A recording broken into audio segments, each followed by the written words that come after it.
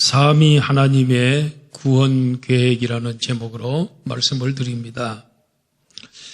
에베소서는 옥중서신이라고 합니다. 바울 사도가 로마의 감옥에 있으면서 에베소에 보낸 편지입니다. 이 옥중서신 이 에베소서의 주제는 하나님의 구원 계획과 교회의 본질에 대해서 강조하고 있습니다. 1장에서 3장까지는 교리편, 이론편이라고 한다면 4장에서 6장까지는 실천편, 생활편이라고 할 수가 있습니다. 바울 사도는 자신을 소개하면서 하나님의 뜻으로 말미암아 그리스도 예수의 사도가 됐다. 하나님의 뜻에 의해서 나는 사도가 된 것이다. 자원한 것도 아니고 원했던 것도 아닌데 하나님의 뜻에 의해서 사도가 됐다.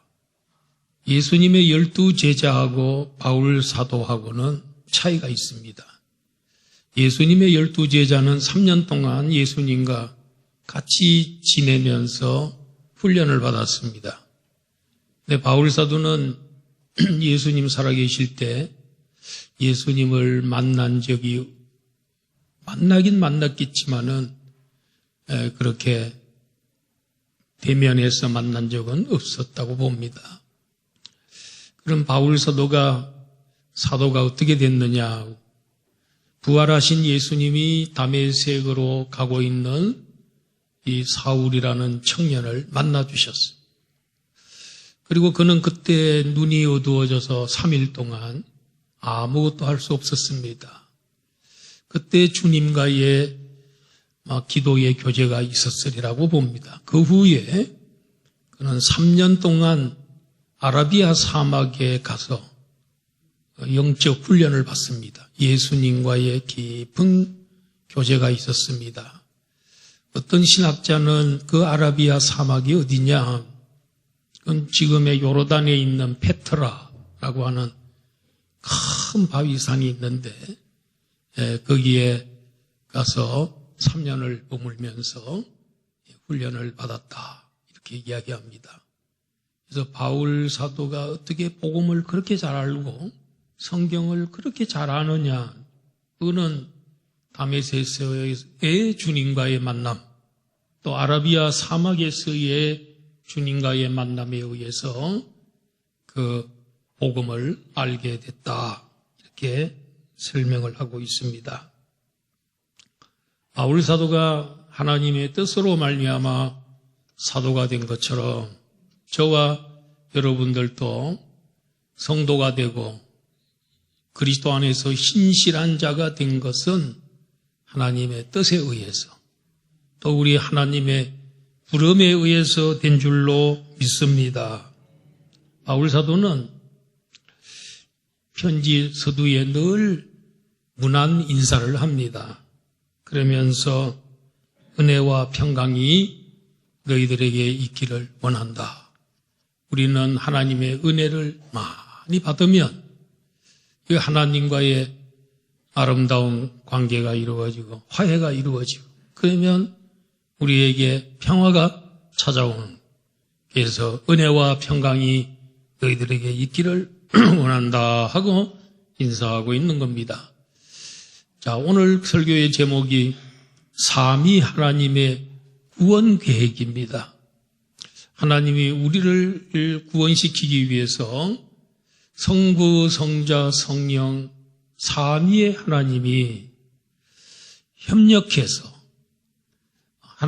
성부 하나님은 우리를 예정하시고 성자 하나님은 우리를 위해서 십자가에 죽어주시고 성령 하나님은 우리와 영원토록 함께 하심으로써 구원을 우리가 구원받도록 도와주시고 이루어 가시고 완성시켜 주시는 것입니다.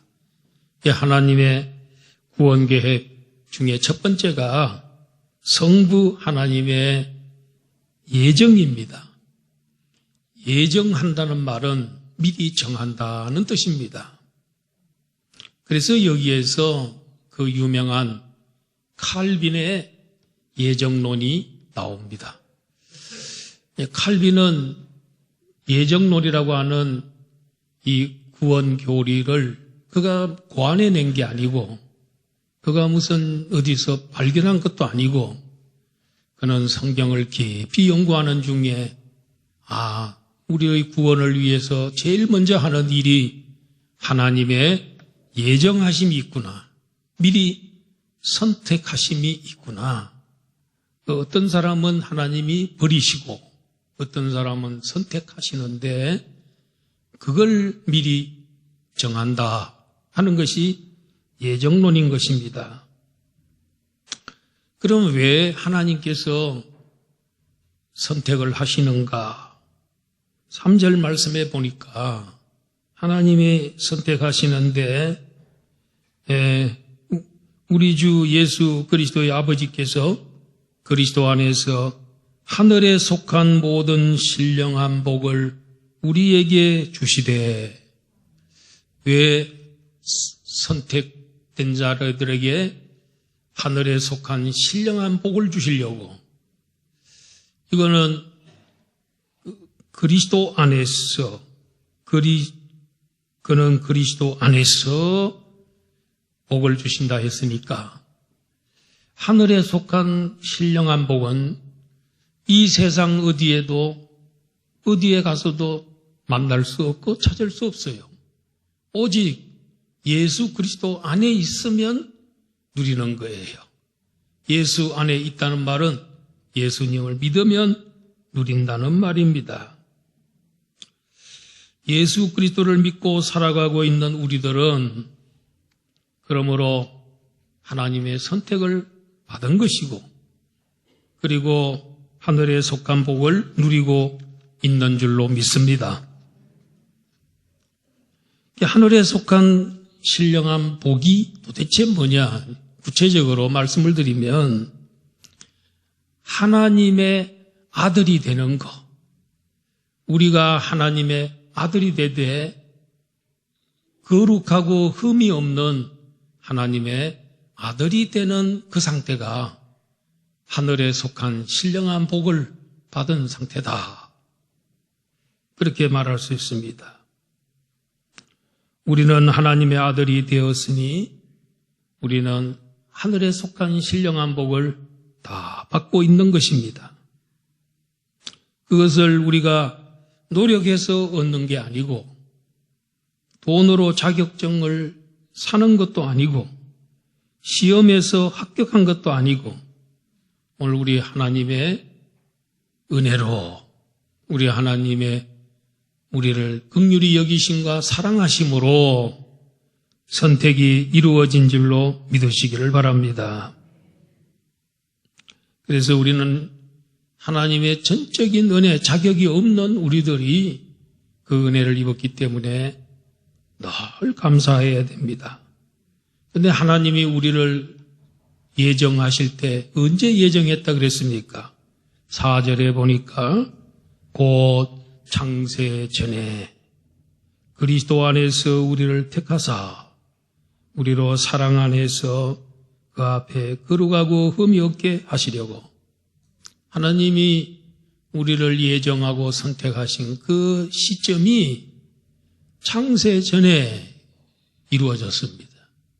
그 말은 뭐겠습니까? 천지가 창조가 되기 전에, 우주 만물이 생기기도 전에, 다른 말로 하면은 우리가 세상에 태어나기도 전에 영원 전에 영원하신 하나님이 우리를 아들로, 그것도 거룩하고 흠이 없는 아들로 선택했다는 것입니다. 여러분, 이 창세전에 우리를 만약에 선택하지 않고 하나님이 요사이 지금 이 세상 지금 현재 우리를 선택하고 계시다면 정말 우리가 너무너무 불안합니다. 우리는 아담의 후손으로 태어나서 다 원죄를 가진 죄인들입니다. 그리고 우리 인간은 죄인이다 보니까 우리가 생각하는 것이나 행동하는 것이나 불순종도 많고, 우리가 예수님을 지금 현재 믿는 상태에서도 우리 하나님 앞에 불순종하는 것들이 얼마나 많습니까?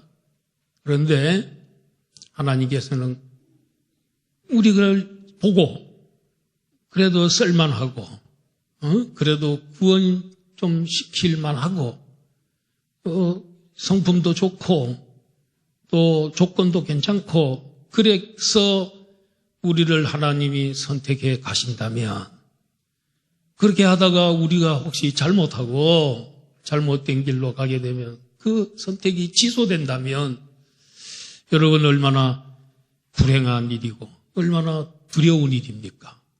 그런데 하나님께서는 우리가 2025년도를 살아가는 우리들이 참으로 원죄를 가지고 살고 하나님 뜻대로 살지 못할 때도 많고 흠이 많고, 그럼에도 불구하고 창세전에 이미 다 못을 박아놨어. 나의 아들이다 하고 이미 하나님이 확정지어놨기 때문에 우리를 다 알고 확정지어놓고, 그러니 우리 하나님의 창세전 선택이 우리에게 얼마나 위로가 되고 얼마나 안전한지 모릅니다. 얼마나 감사한지 모릅니다. 천만다행이지요. 우리 하나님은 우리를 선택하실 때 사랑으로 선택했다 그랬어요. 하지 못해서 선택한 게 아니에요. 우리를 너무너무 불쌍히 여겨주시고 사랑해서, 사랑으로, 사랑 안에서 우리를 선정했기 때문에 하나님은 결코 우리를 내치지 않습니다. 우리 하나님의 선택이 취소되지 않습니다. 우리가 결혼을 합니다. 여러분, 지금 세계 인구가 지금 82억이라 그럽니다. 얼마나 인구가 많습니까? 그런데 결혼 배우자를 선정할 때 82억 중에 물론 절반이 여자겠지요. 절반이 남자고. 뭐 다 그래요. 나라들마다 보면 하나님이 이 세상에 인구를 이렇게 불려나가실 때 보면은 거의 50대 50입니다. 참 하나님의 섭리가 대단하죠. 하나님은 그래서 다 결혼하도록, 짝이 있도록 그렇게 하시는 것 같아요. 물론 꼭 그런 건 아닙니다만은 대부분 다 그래요. 그런데 그 중에서 한 사람만 선택해야 돼요. 때문에 신중해야 되고, 또 아무리 권세가 많고 돈 많고 그런다고 해서 2명을 선택하는 건 아니에요. 꼭 한 사람만 1대1로 한 남자와 한 여자가 결혼하는 겁니다. 신중하게 해야 돼요. 그래서 결정하고 난 다음에는 평생을 같이 살아야 됩니다. 결혼 선택을 하고 난 다음에는 결코 후회도 없습니다. 후회한 사람 한 번 없죠. 예, 후회해서도 안 되고. 그래 평생 사는 것처럼. 네, 사람도 그런데 우리 하나님이 자비하신 하나님, 미래를 다 아시는 하나님이 우리를 선택하여 세상의 모든 죄인 가운데서 몇 사람을 하나님이 선택해서 내 아들이다. 내 아들인데 내가 거룩하고 흠이 없게 만들어줘야 되겠다 하고 하나님이 선택하신 줄로 믿습니다.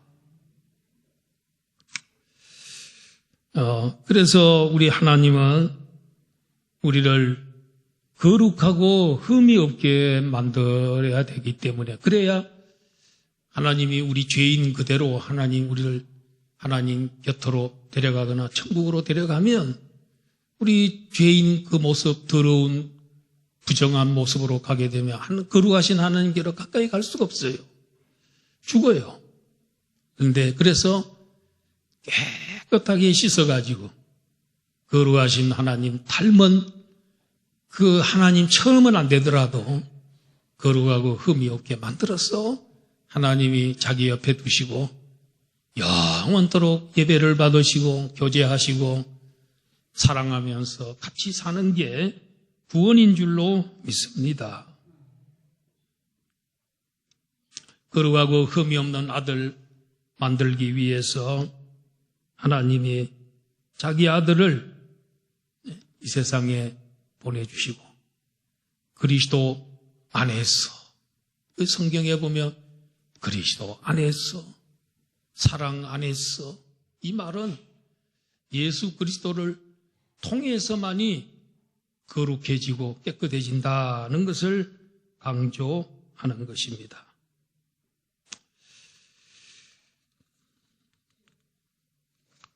하나님의 예정교리, 이게 얼마나 우리에게 있어서 복입니까? 혹시 또 우리가 하나님 뜻대로 못 사는 경우가 있고 넘어질 때도 있지만 우리 하나님 그거 결코 취소시키지 않는 영원토록 확정적인 그런 선택이기 때문에 너무 안전하지요. 예정교리에 대해서 불만을 품고 우리 하나님 공평하지 않다. 왜 누구는 구원시켜주고 누구는 구원을 안 시켜주냐? 그리고 하나님은 그러면 예정된 사람은 반드시 어떤 일을 통해서도 믿게 되고 예정이 안 된 사람은, 버림받은 사람은 아무리 믿으려고 애를 써도 또 믿지도 못하고 그렇게 된다면 우리 하나님 공평하지 않으시다. 이렇게 이제 불만하는 사람도 있습니다. 근데 뭐가 하나 착각하고 있는 거는 우리 모두가 다 이 선한 상태에서 구원받을 자격이 되기 때문에 선택한 게 아니고 다 죄인이고 악합니다. 의인은 없나니 하나도 없도다. 생각하는 게 다 악하고 말하는 게 악하고 그래서 우리의 모든 삶이 다 죄인이라고 로마서 3장에 의인은 없나니 하나도 없도다. 그런데 그 중에서 하나님 다 내다보시고 다 온 인류가 죄와 허물로 다 죽었어요. 그런데 그 중에서 몇 사람을 뽑아서 아들로 삼아주셨어요. 그게 하나님의 선택이에요. 하나님 왜 그렇게 했느냐? 그냥 사랑해서 은혜로 하나님께서 선택하신 것입니다.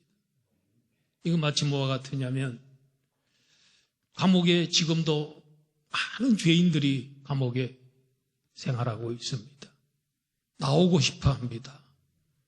그런데 나라에 병사가 있었고 좋은 일이 있을 때 대통령이 특사를 시킵니다. 특별 사면을 하게 됩니다.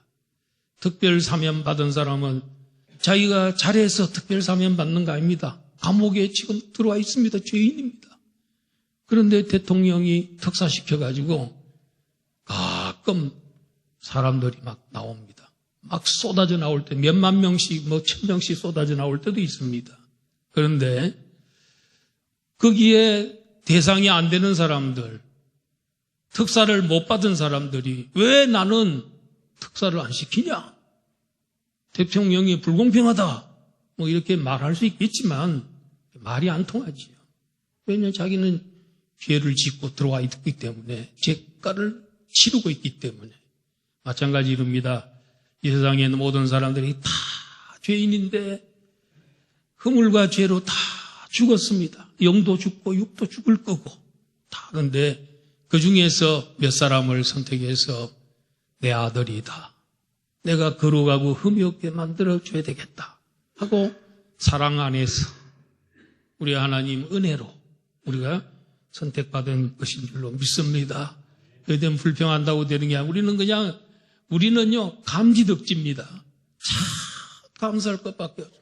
그래서 우리 나를 예정해 주시고 선택해 주신, 버리지 아니하고 유기하지 아니하시고 선택해 주신 그 성부 하나님께 영광과 찬양을 돌려야 될 줄로 믿습니다. 그게 6절입니다. 이는 그가 사랑하시는 자 안에서 우리에게 그저 주시는 바 그의 은혜를 우리는 찬양하지 않을 수 없다. 은혜의 영광을 찬송하게 하려고 우리를 예정하시고 아들로 삼아주셨다는 것입니다. 그러면 우리의 구원을 위한 계획 가운데서 성자 하나님이 하시는 사역은 뭘까요? 하나님이 예정한 사람, 성부 하나님이 예정한 이 사람을 그의 거룩하고 흠이 없게 만들어야 구원받으니까 구원이 적용이 예수님이 이 세상에 오셔서 십자가를 지심으로써 그들의 죄를 다 용서해 주시는, 십자가에서 대신 죽어주심으로써 그들의 죄를 용서해 주기 위해서, 그걸 다른 말로 하면은 속량하기 위해서 오셨다는 것입니다. 자, 이 세상에는 운명론이라는 게 있습니다. 숙명론이라는 게 있습니다. 나는 이 세상에 그냥 가난하게 살도록 운명이 주어졌나 보다. 나는 세상에서 참 천하게 살도록 숙명적으로 그렇게 됐나 보다 하는 그런 운명론, 숙명론이라는 게 있어요. 운명론은 뭐냐면 인간의 삶과 세계의 모든 사건이 인격적 주체 없이 정해진 어떤 힘이나 불가항력적인 운명에 의해서 미리 결정되어 있다는 사상입니다. 우리 동양 철학에서 숙명론과 똑같은 것입니다. 인도라는 나라에 가면 거기에 카스트 제도가 있는데 그 카스트 제도가 보면 그것도 좀 운명론 같아요. 어떤 면에 보면 이 브라만 계족, 제일 높은 이 브라만 이 제사장 계급은 이건 뭐 계속해서 이 제사장만 되는 계급입니다. 최고의 계급입니다. 최고의 권세와 영광을 누리고 있습니다. 제일 밑에 계급이 불가촉천민이라고 하는 거기입니다. 거기는 아무리 세월이 지나도 계속해서 천민 중에 천민으로 사람 대접도 제대로 못 받고 아무리 유능해도 신분이 바뀌어지지 않고 그렇게 그 사람들은 아마 생각할 때 내가 이렇게 불가촉천민으로 운명지어졌구나. 나는 브라만으로 운명되어졌구나. 이렇게 생각을 하는 게 이게 운명사상이 있을 수 있어요. 이게 바꿀 수 없어요. 자기가 바꾸려고 해도 바꿀 수도 없는 거예요. 우리 불교에서 말하는 인과응보도 비슷한 것 같아요. 우리가 왜 이 세상에서 이렇게 어려움 당하느냐. 내가 전생에 내가 잘못한 게 있기 때문에 그 업보에 의해서 내가 지금 이렇게 사는 것이다. 내가 만약에 이 세상에서 잘못 살면 다음 세상으로 환생을 할 때에 우선 동물이나 나쁜 그런 곤충이나 이런 것으로 태어날 수도 있다. 그런 어떤 전생에 이렇게 내 운명이 다 이미 결정이 됐기 때문에 어쩔 수 없다. 이런 것도 운명사상하고 비슷하지요. 우리나라에 사주팔자가 있습니다. 사주팔자를 봅니다. 근데 그 사주가 뭐냐면은 4개의 기둥인데 그 생년월일, 사람이 태어난 몇 년도 몇 월 며칠 몇 시 연월 일시 이게 중요하다는 거예요. 그게 운명을 결정한다는 거예요. 그 사람의 일생을 그게 몇 년, 몇 월, 며칠, 몇 시에 태어났느냐 이게 엄청 중요하다는 거예요. 그게 그의 모든 영원한 생을 결정하는 그런 결정체라는 거예요. 여러분 이게 말이 됩니까? 이게 말이 안 되지. 그런데 우리 기독교는 하나님이 우리를 선택했기 때문에 우리는 아무것도 하지 말고 가만히 있어도 자동적으로 구원받을 거다. 이렇게 생각하면 안 됩니다. 우리 하나님께서는 살아계신 인격자이시. 우리를 선택하셨으면 그 선택한 우리들을 그 거룩하고 깨끗하게 만들기 위해서 뭐 하셨습니까? 자기 아들을 이 세상에 보내주시고 그 아들이 십자가에 달려 피 흘려 돌아가시게 하고 그럼으로써 모든 죄가를 다 치르게 하시고 그리고 그 예수님 믿음으로 인해서 하나님의 아들이 되게끔 하는 이런 그 운명 한 번 결정해 놓으면 다 그대로 자동적으로 된다는 게 아니고 이 하나님께서는 그걸 다 해서 도와주시고 만들어 가시는 그런 분으로 볼 수가 있습니다. 여러분 7절 말씀 우리 다 같이 한번 중요합니다. 7절 다 같이 한번 읽어보겠습니다. 시작.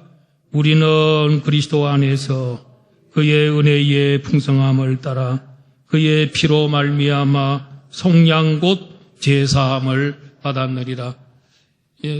예수 그리스도를 보내가지고 예수 그리스도로 말미암아 속량 받도록 했다. 속량이라는 말은 돈을 주고 사온다. 옛날에는 노예시장이 있었습니다. 로마 제국 시대에 노예를 팔았습니다. 노예 파는 데 가면 노예들이 그 방에 가득합니다. 물품입니다. 물건 사듯이 팔고 사듯이 합니다. 그러면 어떤 사람이 가가지고 저 노예 파시오 그러면 보통 얼마냐면 은 30입니다. 가론 유다가 예수님 팔 때 은 30에 팔았습니다. 노예 한 사람 값이 은 30입니다. 왜냐하면 몇백원, 몇천만 원입니다. 그러면 그 사람 이제 사와가지고 노예 그 안에서 창살 안에서 꺼내와가지고 주면은 해방시킬 수도 있고 또 노예로 자기들이 사용할 수도 있는데 값을 지불해야 은 30을 지불해야 노예를 팝니다. 마찬가지로 우리 모두가 죄의 쇠사슬에 매여 있고 사탄의 그 사슬에 매여 있고 저주의 사슬에 매여 있고 그랬는데 예수 그리스도가 대신 피 흘려 죽어주심으로써 우리를 자신은 죽고 우리 죄 때문에 다 죽고 우리는 죄에서 해방시켜 주시고 저주에서 우리는 생명으로 지옥에서 천국으로 우리를 옮겨주신 줄로 믿습니다. 그래서 우리 예수님의 속량하심으로 인해서 값을 지불하고 예수님 십자가에서 마지막에 외치신 말씀이 다 이루었다. 텔레스타이 이 말은 값을 다 지불했다. 죄값을 저들이 이 온 인류가 지은 죄값을 내가 죽음으로써 내 피로 다 지불했기 때문에 구원이 완성됐다. 해방이 됐다. 할렐루야. 오늘 우리 예수 그리스도 우리를 위해서 죽어주심으로 우리가 해방된 줄로 믿습니다. 예, 우리는 사실은 이제 죽었다가 살아 돌아온 거하고 똑같아요. 1983년도에 KBS에서 이산가족 찾기 운동을 했습니다. 그때가 우리나라 6.25 사변이 1953년도에 6.25가 종료가 됐습니다. 휴전이 됐습니다. 그런데 그리고 30년 지난 1983년도에 드디어 이산가족 찾기가 이루어졌습니다. 6.25로 인해서 사람들이 내려오다가 1.4 후세 때 흩어진 가족들, 남북이 또 서로 갈라졌는데 혹시 내려왔을까 죽었을까 모르는 여기 내려와가지고도 서로 또 헤어져서 국제시장에서 헤어져가지고 어떻게 될지도 모르고 이래가지고 가족 찾기 해가지고 찾는 사람 이름 적고 사진 혹시 있으면 붙이고 해가지고 어디서 헤어졌고 뭐 쭉 했는데 그러다가 어쩌다가 탁 만나가지고 그 우는 그런 모습 우리가 봤는데 온 국민들이 얼마나 많이 그때 울었는지 몰라요. 그래서 그 만남이 그래서 물어보면 자기들이 만나가지고 죽은 줄 알았대. 죽은 줄 알. 죽은 줄 아는, 죽은지 살았는지 그것도 모르는데 만나니까 30년, 40년만 만나니까 얼마나 반가운지 말이에요. 막 펑펑 울고 그렇게 하고, 어떤 사람은 만세를 막 계속해서 만세 불러. 왜 불러야 돼? KBS 만세. KBS 때문에 만나게 됐다고 만세 부르고 그런 것도 있었습니다. 자, 그런 그 뭐냐면 헤어졌는데 살았는지 죽은지 몰랐는데 살은 사람 만나니까 너무너무 좋은 거예요. 그런 것처럼. 그런데 이거보다도 더 반가운 것은 죽었던 가족이 살아났단 말이에요. 나인성 과부의 아들, 독자 청년. 상녀가 나갑니다. 예수님이 나인성으로 오다가 상녀와 예수님이 만납니다. 그 과부가 독자 아들이 죽고 난 다음에 눈물 울면서 따라옵니다. 예수님 그걸 보고 불쌍히 여겼습니다. 상녀를 멈췄습니다. 땅에 내리라 그랬습니다. 예수님께서 그 여인의 눈물을 보시고 청년아 일어나라 하고 소리를 지르니까 그 죽었던 청년이 살았습니다. 일어났습니다. 어머니에게 줬습니다. 여러분, 이 죽었다가 살아나는 거 얼마나 감격스러운 일입니까? 마찬가지로 여러분, 우리가 죄와 허물로 죽어 있었습니다. 마귀의 손아귀에 있었습니다. 지옥의 벌을 받고 있었습니다. 그런데 우리를 예수님이 살려주셨으니까 이 얼마나 놀라운 일이겠습니까? 그래서 우리가 구원받은 것은 영원한 죽음에서 우리가 살아난 것이고 부활한 것이고 또 영생을 얻게 된 것인 줄 믿습니다. 그렇기 때문에 그게 놀라운 은혜인 것입니다. 예수님은 우리를 위해서 속량하기 위해서 십자가를 지셨을 뿐만 아니라 그는 보니까 10절에 보니까 하늘에 있는 것이나 땅에 있는 것이 다 그리스도 안에서 통일되게 하려 하심이니라. 하늘과 땅이 통일이 된다는 것입니다. 그 말은 뭐겠습니까? 하늘과 땅을 예수님이 통합을 시켜가지고 이 온 우주를 예수님이 다스린다는 거예요. 그래서 예수님 부활하신 다음에 마태복음 28장에서 뭐라 그럽니까? 내가 아버지께서 내게 하늘과 땅의 모든 권세를 내게 주셨다. 하늘과 땅을 다스리는 권세, 우주를 다스리는 권세를 하나님 아버지가 내게 주셨어요. 그러니 너희는 가서 모든 민족으로 제자를 삼으라고 말합니다. 하늘과 땅을 다스리는 권세, 마귀에게 주어진 거 아닙니다. 예수 그리스도에게 주어졌습니다. 그래서 하늘과 땅이 하나가 되었습니다. 그래서 천국이 나중에 예수님 재림하시는 날에는 온 우주가 새 하늘과 새 땅으로 다 바뀝니다. 예수 그리스도가 영원히 세세토록 왕도로 탑니다. 바로 그게 하늘과 땅의 통합이요, 온 우주의 통합이 되는 줄로 믿습니다. 그러므로 오늘 우리들은 예수 그리스도의 구속의 은혜를 우리는 늘 찬송해야 됩니다. 마지막 세 번째로 간단하게 말씀드리면 성령 하나님 뭐 하시느냐? 성령 하나님은 적용하시는 분이신데 특별히 적용하는데 뭘로? 인치시는 분이라고 얘기하고 있습니다. 자, 우리 13절 다 같이 한번 읽어볼까요? 13절 성경을 보세요. 앞에 화면에도 나와 있습니다. 시작. 그 안에서 너희도 진리의 말씀과 너희의 구원의 복음을 듣고 그 안에서 또한 믿어 약속의 성령으로 인치심을 받았으니. 우리가 복음 듣고 하나님 말씀 들을 때 믿게 되면 그 순간에 하나님께서는 성령을 그 사람에게 보내서 하나님께서 도장을 찍는다는 겁니다. 하나님의 도장은 뿔도장일까요? 나무도장일까요? 하나님의 도장은 성령입니다. 여러분, 하나님은 성령이라는 도장을 가지고 예수 복음 듣고 믿는 사람에게 다 찍어놨습니다. 찍어놨다는 말은 함께 하게 한다는. 여러분, 성령이 처음 우리 속에 처음 들어오면 거듭나는 중생의 역사가 일어나죠. 그 다음에 내 곁을 떠나지 아니하고 늘 곁에서 나를 도와주는 보혜사 역할을 하시죠.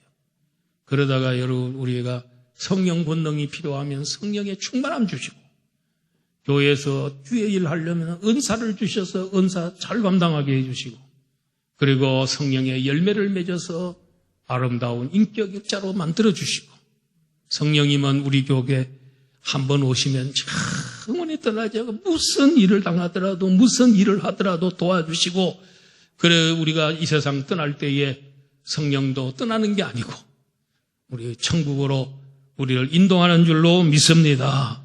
이렇게 성령님은 우리에게 성령이라는 도장으로 하나님께서 우리를 다 찍어놨어요. 그래서 하나님이 우리를 딱 보면, 세상 사람들 중에 보면, 아, 내 도장이 찍혔네, 내 소유네, 그리고 나의 기업이네, 이러면서 우리 하나님께서 기뻐하시고 좋아하십니다. 자, 결론을 맺습니다. 삼위 하나님의 구원 계획. 하나님은 어떻게 플랜을 어떻게 짜셨을까요? 성부 하나님의 역할은 예정하는 역할이, 선택하는 것.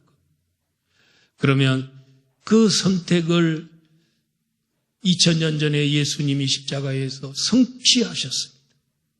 그 하나님이 선택한 사람을 위해서 죽어주시고 죄를 사해 주시고 깨끗하게 하셨습니다.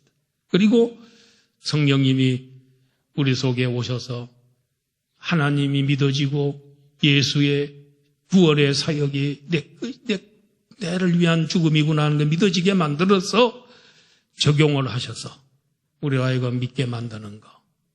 그래, 우리가 믿어야 성령님의 도움으로 예수 그리스도가 나를 위해서 죽었구나, 3일 만에 살아났구나 하는 걸 믿어줘야 우리가 구원을 얻을 수 있기 때문에 적용을 시켜주는 일을 성령님이 하시는 것입니다.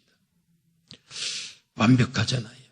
하나님이 우리를 구원시키려고 이렇게 세밀하게 치밀하게 하나님께서 다 계획하시고, 예수님은 희생하시고, 성령님은 오늘 또 우리 곁에서 예수 잘 믿으라고 우리 마음에 감동하시고 늘 오셔서 우리를 위로해 주시고 격려해 주시고, 그러므로 우리는 성부 하나님과 성자 하나님과 성령 하나님을 찬양하고 감사하면서 살아야 될 줄로 믿습니다.